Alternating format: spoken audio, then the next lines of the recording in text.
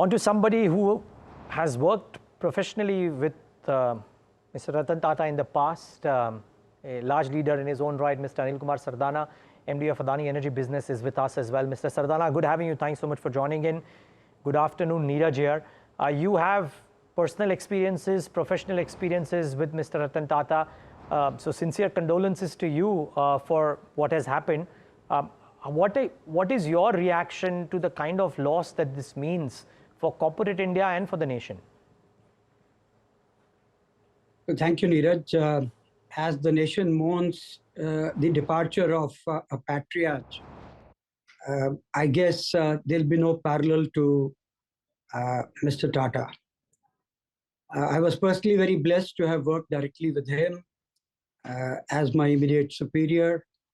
So for me, it's a void which will take a long time to fill in, especially because he was a mentor, a great guide, and above all, the values that one could directly learn from his own candor and conduct is something that is very rare to get that across one's mind. And how would you not have a person amidst you with those values?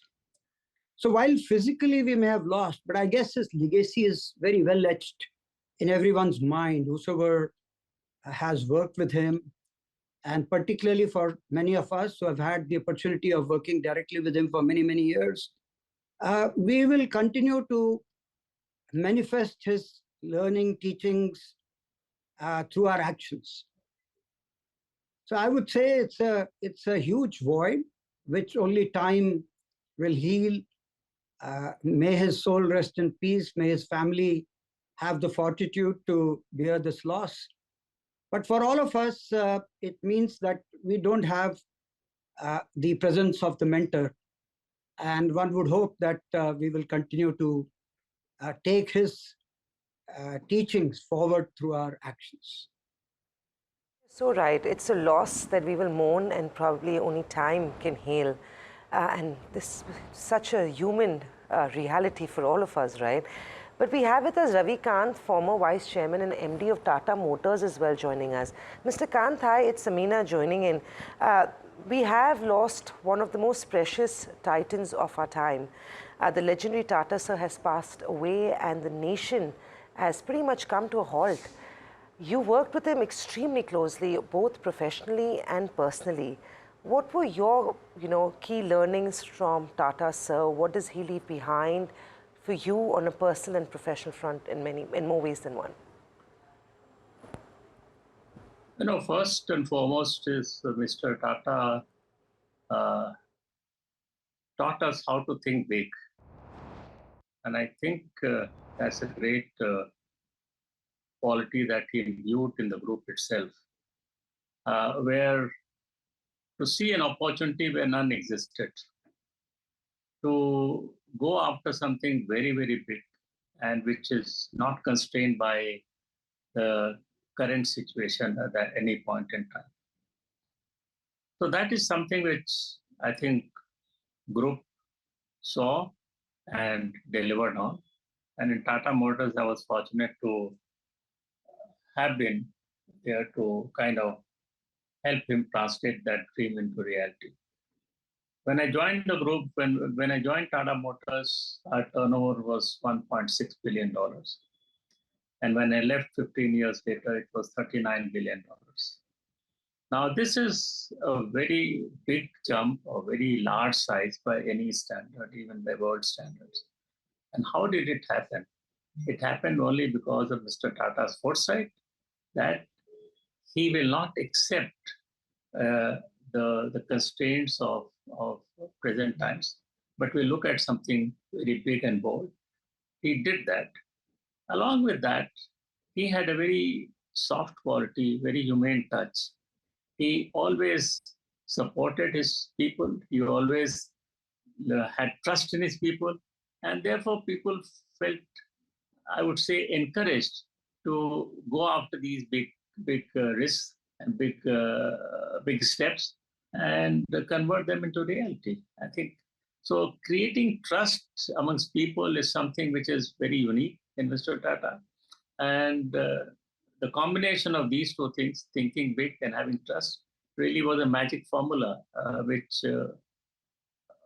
he applied in any organization, especially Tata Motors, with which he had a special fondness, as you know, that he was, this is the only company where he was executive chairman for a long time. Yeah, most certainly. You know, it's interesting that the two gentlemen that we have on screen, viewers, are people who've worked in Bombay House very closely with Mr. Tata. And Mr. Sardana, I would love to understand from you, sir, in terms of learnings that everybody can take. So we've been talking to business leaders all through. The interesting piece is, as Tata Group has grown so much, but every large corporate leader who has come in has spoken about his humility, his philanthropic activities, etc. I would love to understand a point that Mr. Kant mentioned, the vision of the gentleman, and we were talking about this in the morning, for after setting the domestic turf straight to take global wings and, you know, make a global footprint as well. What are some of your key memories, as you would have been a part of so many numerous journeys when the Tata Group went global under the stewardship of Mr. Tata? Yeah, so what you heard from Mr. Ravi Kant, you know, is what that individual was. And besides all those abilities, the personality that he was, he would be able to lift veil and demystify several tough issues, be it technology-related matters, be it matters related to geopolitics, be it issues related to man management, be it issues related to several government policies.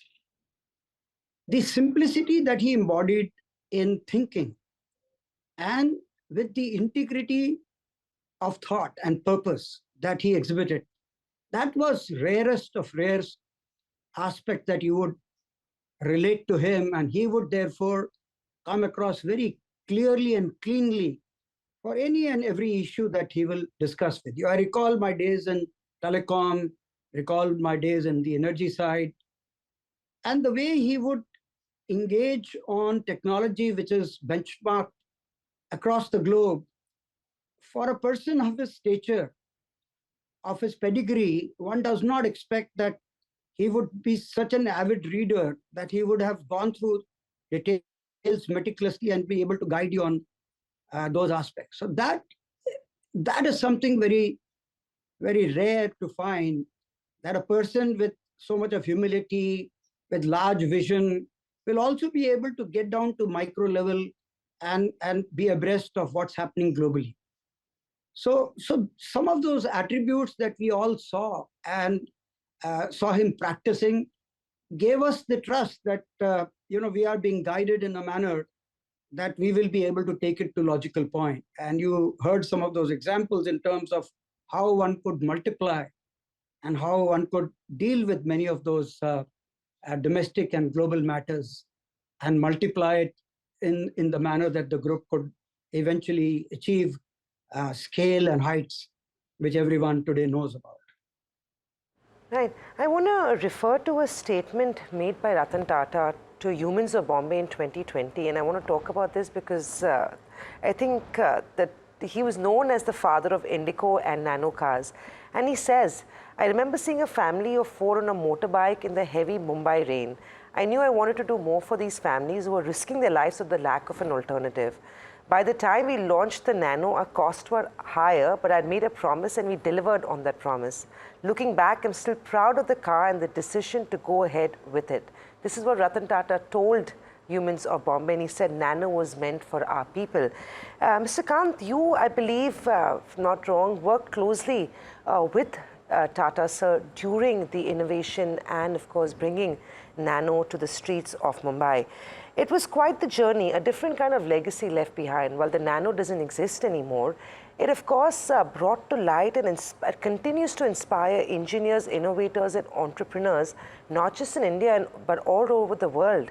Would you agree? Would you think that's the kind of impact he had on the people of this country, and that will continue to live on even though the car, you know, eventually doesn't exist? I think it was one of the finest pieces of innovation in the car industry ever. To say that we want a car like this, there were two changes which happened because the car came 7 years after he made the statement in Geneva.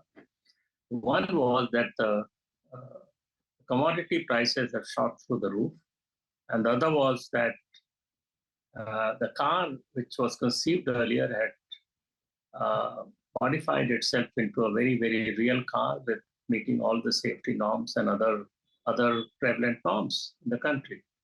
And of course, as you know, it was a very roomy car. Even a person like Mr. Tata could sit very comfortably.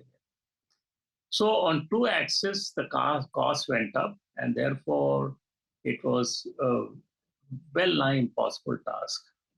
But I think the engineers at Tata Motors did a absolutely fantastic job because it was a white sheet of paper exercise where we started working backwards from if the selling price is 1 lakh rupees, then what should be the bill of materials or should be the components, and then how that can be done through design and through innovation and all that.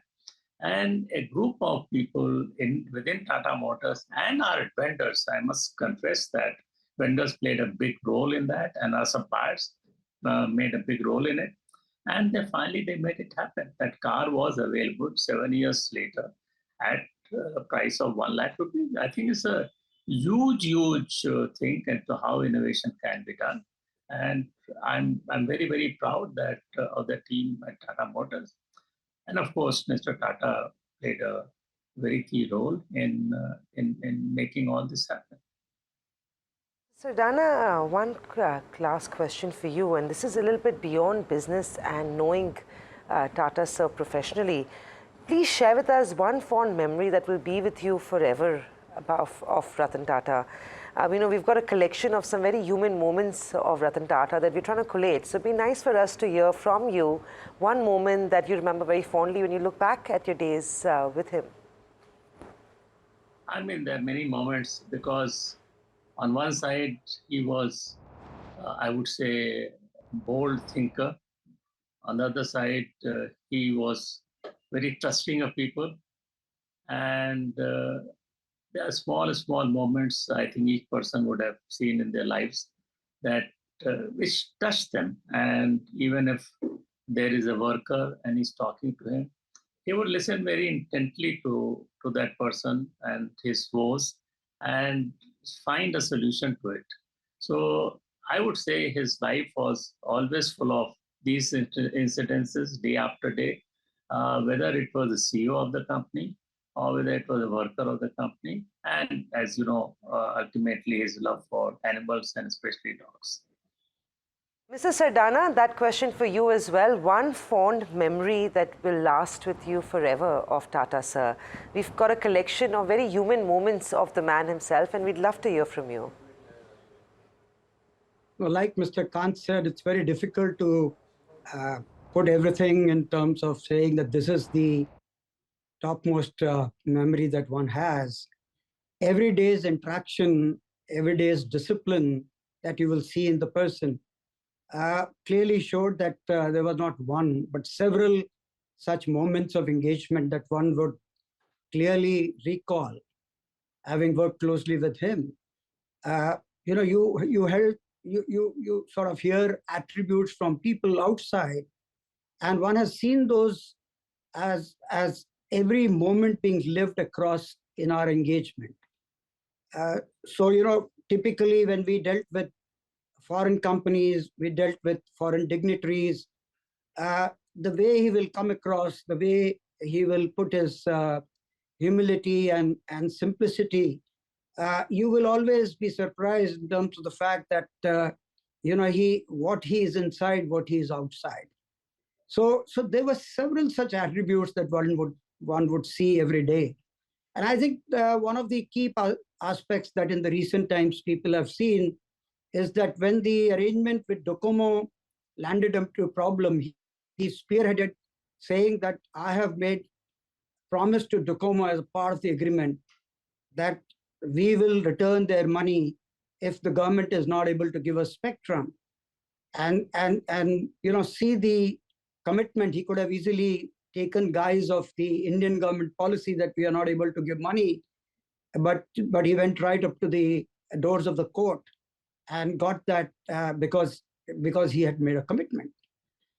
His words were like a gospel truth, and he would stand by and do everything possible to honor those. So those are some of these aspects, and there are scores of them that one remembers having dealt with him day in, day out.